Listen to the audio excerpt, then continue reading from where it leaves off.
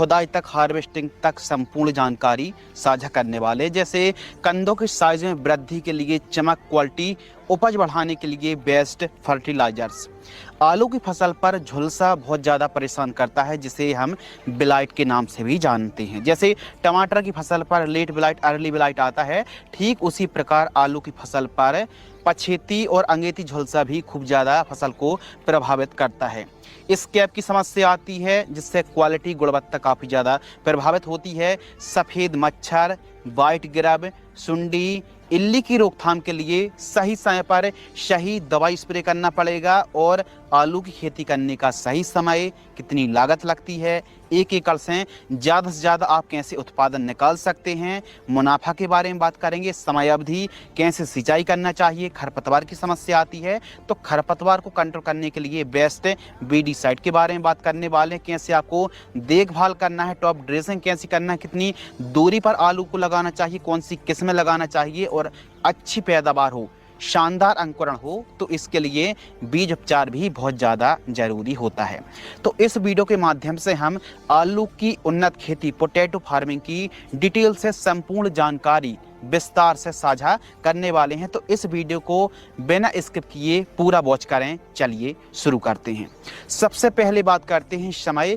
आलू की खेती करने के लिए सही समय 5 से लेकर के 15 नवंबर के बीच में होता है, यानी 5 नवंबर से 15 नवंबर का समय बहुत बढ़िया माना जाता है। कुल मिलाकर के नवंबर के प्रथम सप्ताह पर आप पूरे भारत भर में आलू खेती की जाती है और यह समय सबसे परफेक्ट माना जाता है। अंकुरण के समय टेम्परेचर, रात का जो टेम्परेचर है वो 15-18 डिग्री सेल्सियस, 15 से 20 डिग्री सेल्सियस टेम्परेचर रहता है। अंकुरण के समय मौसम में ठंडक रहती है, तो जर्मिनेशन बहुत अच्छा रहता है। बाकी सही समय नवंबर महीना माना जाता है। भूमि और खेत की तैयारी, तो सबसे पहले जो सॉइल होती है, मिट्टी होती है, इसका पीएच 5.5 से लेकर के 7 तक बहुत बेस्ट माना जाता है। और भूमि की बात करें तो उपजाऊ दोमट, सैंडी सॉइल है, रेतीली दोमट, वाली दोमट भूमि बहुत ही बेस्ट मानी जाती है।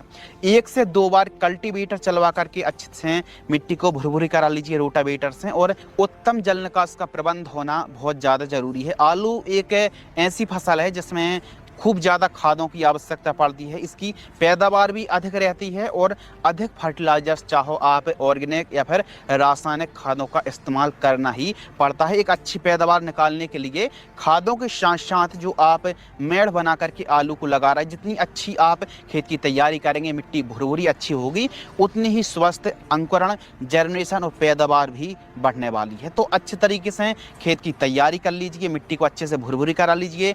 यदि गोबर की खाद है, मुर्गी की खाद 1-2 ट्राली पूरे खेत में बिखेर करके खेत की तैयारी कराते समय आप इस्तेमाल कर सकते हैं और अच्छे से खेत की तैयारी करा लीजिए।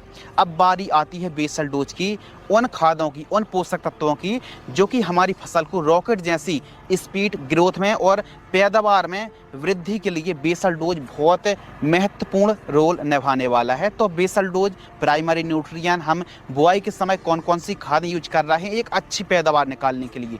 जो आप एवरेज पैदावार निकाल रहे हैं, तो अधिक से अधिक पैदावार निकालने के लिए आइए बात करते हैं बेसल डोज के बारे में।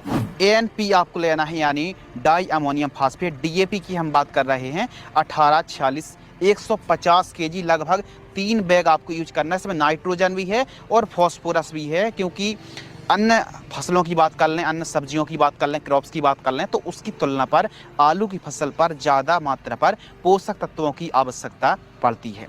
तो 150 केजी के लगभग आपको डीएपी लेना है। इसके साथ आपको पोटास लेना है लगभग 50 केजी के लगभग। और बहुत सारी ऐसे इलाका हैं जहाँ पर दीमक की समस्या आती है, वाइट ग्रब की समस्या आती है, जड़ों को काटने वाली इल्ली, सुंडी का प्रकोप होता है। तो फ्यूरी, जिसमें कार्बोफ्यूरॉन है, या फिर बेकोटा, दोनों में से कोई एक दानेदार कीटनाशक लगभग 4 से 5 केजी आपको लेना है। और पॉलीसल्फेट, जिसमें 4 से 5 ऐसे पोषक तत्व हैं, इसको 25 केजी लेना है। इसमें लगभग कैल्शियम 16.5%, पोटास 13.5%, सल्फर 18.5% और मैग्नीशियम 5.5% पाया जाता है।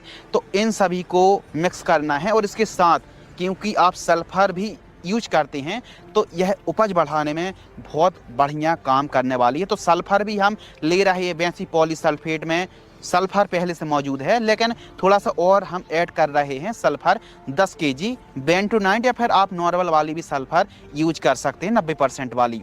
इसके साथ बोरॉन 2 केजी पर्याप्त होती है। तो इन सभी को अच्छी तरीके से मिक्स कर लीजिए। खेत में ब्रॉडकास्टिंग से अच्छे से खेत की तैयारी करा लीजिए और मेड़ बनवा करके आप आलू की बुआई कर दीजिए।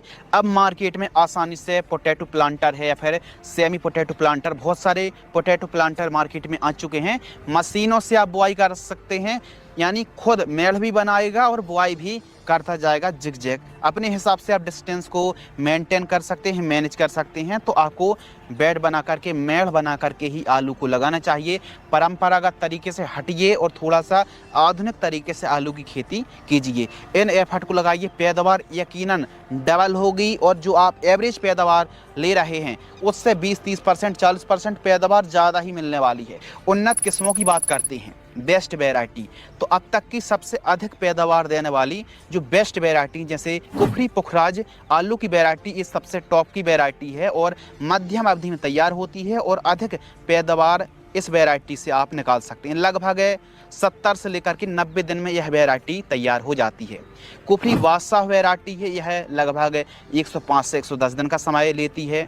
इसके अलावा कुफरी ख्याति है जो 70-80 से 90 दिन के बीच में समय लगता है।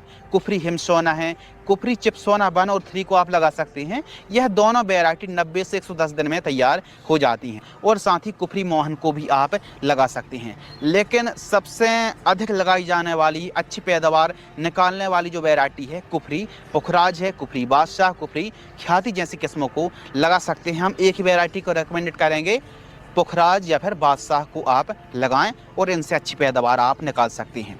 प्रति एकड़ सीड्स लगभग 1 एकड़ में 14 से लेकर के 15 कुंटल पोटैटो सीड्स की रिक्वायरमेंट आपको पड़ने वाली है। और अच्छी क्वालिटी वाला, ज़्यादा छोटा आलू भी ना रहे, बहुत बड़ा आलू भी ना रहे, मीडियम साइज़ का आलू लाइए और फिर उनको उपचार कीजिए। उपचार क्यों? क्योंकि इससे अंकुरण बहुत अच्छा होता है, तो बीज उपचार करना बहुत ज़्यादा ज़रूरी है। इसके लिए सबसे अच्छा स्वस्थ अंकुरण आता है नंबर 1। नंबर 2, हरी भरी फसल रहती है, सड़न गलन की समस्या नहीं आती है और 30-40 दिन तक रूट में लगने वाले फंगस से, स्कैब से भी बीज उपचार करने से आपको यह समस्या देखने के लिए नहीं मिलती हैं। तो 3-4 ऐसी दवाई हैं जिनका उपयोग करके आप आलू की फसल, आलू के सीड्स को उपचारित करके बुआई कर सकते हैं। जैसे नंबर 1 वार्डन एक्स्ट्रा आती है, इसमें 3 साल्ट है, इससे भी बीजों को उपचारित कर सकते हैं।